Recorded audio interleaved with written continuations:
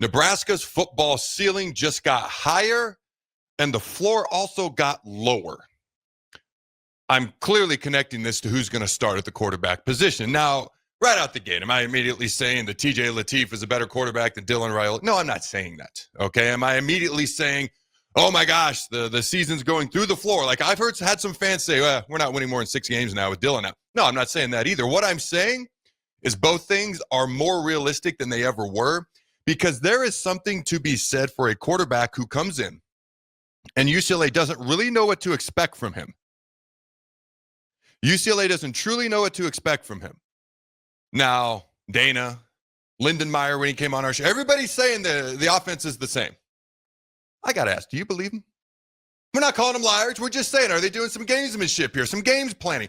Do you think it's really the exact same, Jake? I think I think they could have a similar playbook with different plays that they're going to run more often than not. That they emphasize more. Right, yeah. First of all, if it's the exact same, I object. Like if it's just the exact same, I object. Now, maybe they put in some new plays, more read option, more RPO, more bootlegs, more things that we talked about on Tuesday's show. Go check it out if you missed it. Or maybe to Jake's point, and we did discuss this briefly for about 10 seconds on Tuesday's show. Obviously, there's a lot more than 10 plays in a playbook, but just to recap, let's say there's 10 plays, and with Dylan Rhule, you emphasize these 7 and not so much these 3. With TJ Lateef, you emphasize those 3 plus another 4, and you de-emphasize the remaining 3 plays that you would have emphasized with Dylan. And I think that's kind of what you were alluding to, right? Yeah. To reiterate, don't tweet at me, why is there only 10 plays in Nebraska's playbook? There's way more than that. It's just an illustration, all right, an example, so to speak. I can't help but wonder whether it's a few new wrinkles. And again, I wouldn't throw a ton at TJ. I would just do more read option, more RPO, make it simple, make it one read and you can take off, one read with a safety valve, utilize our tight ends more. We haven't done a lot of that this year. By the way, where's Ja'Cory Barney and Dane Key been? Those guys are too talented. You don't have to put it all on TJ. Oh, in case you hadn't noticed, UCLA is going to focus on Emmett Johnson. That's the vibe I'm getting out of the Bruins camp. And you know what? They should.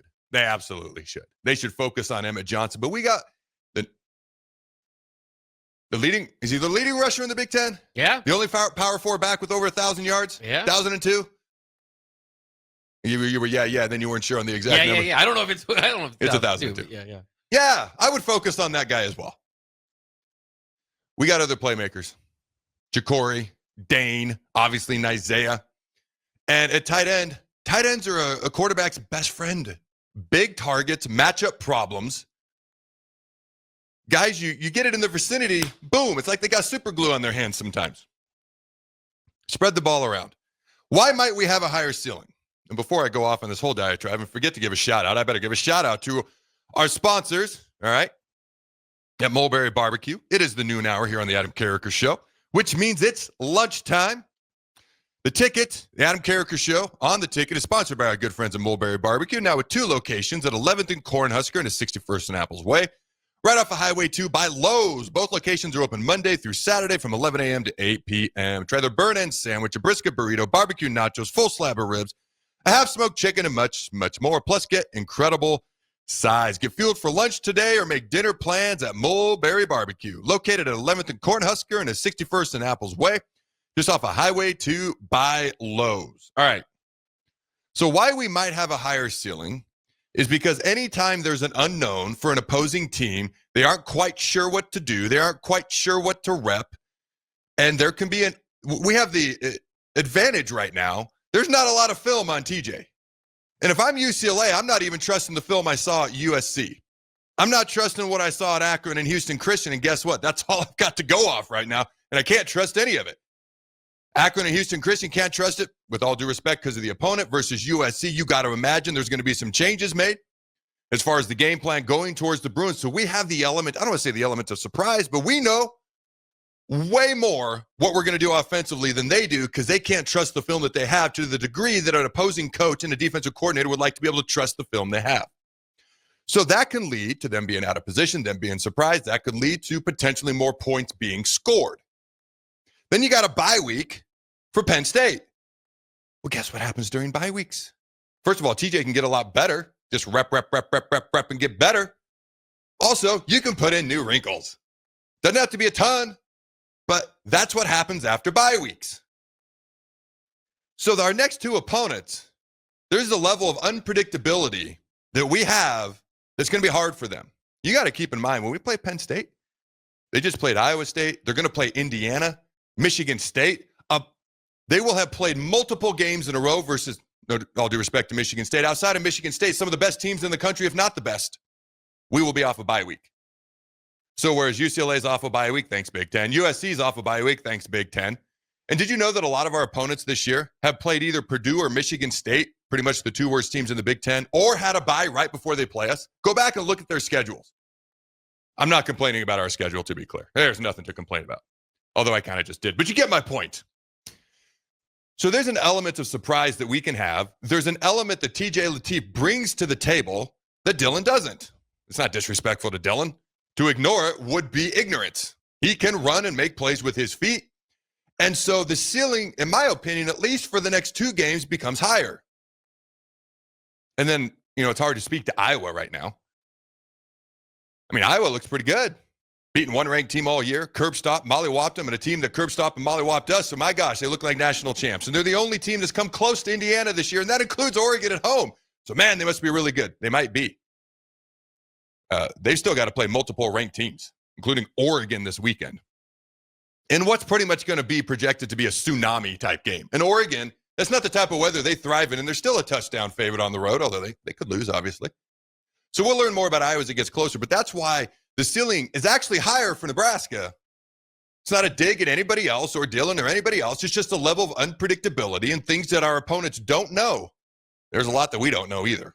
I mean, we can try all these new things. We can have them game plan. We don't know how it's going to exactly work, which is why the floor is lower as well.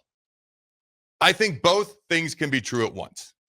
When you've got an incredibly talented guy, a guy that outright won the number 2 quarterback job, and I don't want to say that he wasn't expected to, but Jalen Gromstad was brought back to be the backup. And then TJ Lateef won the job. That's a compliment to TJ. And Jalen is like a coach on the field. So compliment to him as well. My point is simply the level of unpredictability goes both ways. And when things become more unpredictable, dare I say more entertaining, it may be a butt ugly game on Saturday, but it's going to be entertaining. It will not be boring. There will be plenty of things to react to throughout the game on Saturday. What goes along with that is the floor becomes lower as well. Because while we may have a better idea of what we're going to do, which makes it tougher on the opponent, we have no idea how well we're realistically going to execute it until we actually see it come to fruition in TJ's first start. So the ceiling is higher, the floor is lower, which is exciting and maddening all at the same time if you're a Husker fan. But it's going to be highly entertaining in between. And when I react to things throughout the game and after the game and throughout the rest of the season, I'm going to keep that in mind. I'm going to keep it in mind that this is what I expect. Now, I could be completely wrong. I could be. It's happened before, once or twice in eternity. It'll probably happen about 3,000 or 4,000 more times in the next couple weeks. But I could be wrong. But in the meantime, I'm going to keep that in mind throughout the game, after the game, and as the season unfolds and ends over the next few weeks. What are your thoughts there, Jake? Yeah, it's very interesting. I mean, I agree. I mean, there's definitely that possibility TJ Lateef come out and can show, that he is a weapon on the ground and maybe open things up for Emmett Johnson a little bit more too. So it's really interesting. You look at the last 5 games for Dylan Rhule. He's got one where he's above 200 yards of total offense. The other thing is if they keep the game plan similar, maybe they're not going to be asking too much of TJ Lateef. One thing that he has to avoid, Lateef, especially when you talk about floor and ceiling here, is turnovers. Dylan only had 1 interception in our 3 losses so far this year, so that's something definitely to look out for. But yeah, I mean, I think Dylan, especially with his early season, the non-con, the numbers he was putting up, even the 300 yards against Michigan, we started to get that conversation of, is he disrespected nationally, all that sort of stuff. Last 5 games have kind of been game manager types. I mean, he throws, he has some impressive throws throughout it. Don't get me wrong, but it's not like TJ Lateef has to come in and replace, Lamar Jackson or somebody that's just like throwing out numbers left and right. So, but I would say this: I was a little bit more As we all were, right? You watch the Houston Christian and Akron tape, you're a little bit more excited for TJ Lateef. That's why I brought up the turnover thing. Is he fumbled that one near the sideline. Okay, a tough spot for any kid to be in. Don't get me wrong. But then maybe even worse, the snap that was basically the opportunity was there for Ja'Cory Barney to score a touchdown. Can't do that, right? You're going to have maybe 2 or 3 opportunities in a game where that presents itself. You got to hit on those plays. So it's I would feel better with Dylan Raiola, right? A year and 3/4 of a starter, right? Kind of what you're getting there. But like you said, the unknown is intriguing in this situation. Dylan Raiola, to your point, before Dylan got hurt, I knew exactly who Nebraska was. Bill Bush, talked to him a couple weeks ago. He goes, you really don't know who you are after 8 games. After 8 games, you know who you are. Barring something like this happening, an injury to your quarterback. I knew exactly who Nebraska was. Do I really have to explain it, or does everybody know? I mean, so I'm not even going to go through and explain it. I don't want to say predictable as far as what we were doing, but very predictable as far as what we were going to get as an overall whole. All right, we're finally going to feed Emmett Johnson the ball. We were going to have high efficiency when it came to completion percentage, not a lot of deep balls, not a lot of big plays. Okay, and that's not a dig. That is what it is. Going into the USC game, Dylan had completed 10% of any pass over 15 yards in the previous 2 games combined going into the game versus USC. So yet he's completing 74% of his passes, which was number 2 in the country, behind Julian Sayin, who's a Heisman Trophy candidate. So highly efficient, not explosive, offensive line improved, great secondary, got to improve at stopping the run. I'll put it that way. Phenomenal special teams. And the game was going to be close. Like, very predictable. It's the exact opposite now. It's wildly unpredictable. And it's going to be very entertaining. The play, I was about to bring that play up. So they talked about the play where TJ, so USC had a 0 blitz. So basically, they've got no safeties deep. No matter how many guys you keep in, they've got read blitzers, and they're going to bring one more guy than you can block. You know what the perfect way to counter this is? Wide receiver screen. You know what he checked into? Wide receiver screen. The ceiling, and Matt Rhule says, I think we walk in if we execute the play. TJ checked into the play. Touchdown, ceiling, right there. TJ fumbles the snap. Again, young kid, tough situation to be in. By the way, from Southern California, Compton, playing against USC. So I wonder what that was like as well, on top of everything else. That one play is the perfect illustration of high ceiling, low floor all at once. Because he's got that ceiling, just hasn't had the reps and experience in a game. How do you get reps and experience? By going and playing in the game. The only way you can do that is by going through that process. And it's going to be entertaining and fun and wildly unpredictable, and I'm here for all of it. Hopefully we score 1 more point than the other guys, but we'll see what happens in the meantime. See if I got any other thoughts there. Oh, we got a couple of clips here. Let's get to these. So, UCLA interim head coach Tim Skipper talking about Emmett Johnson. And I quote, he's a legitimate baller. We're going to have our hands full with him, end quote. Another quote, he's one of the top guys I've ever seen, end quote. A running back, Emmett Johnson. I forget who it was. One of the UCLA's key defenders says, we're going to focus on keying on stopping Emmett Johnson. So not only is that the obvious thing to do, they've come out and said, that's what they're going to do. Go ahead and roll the clip. Yeah, I think you asked me about the running back, if I'm not mistaken. Yeah. 1,000-yard rusher. First one for us that we're going to get. He's a legitimate baller. All right. I mean, he can do it all. Not only you think about running backs, you just think of them running, but he's a threat out of the backfield as a pass catcher too. So 21 has got to be an emphasis for us. We're going to need to know where he is at all times. He does a great job of just making people miss. I'm really impressed by how he plays. I come from a family of running back coaches, and I've watched a lot of backs, and he's one of the top guys I've ever seen. So I think he's a really, really good player, and we'll have our hands full with him. So a little bit more. Let me pull this up here. A little bit more info.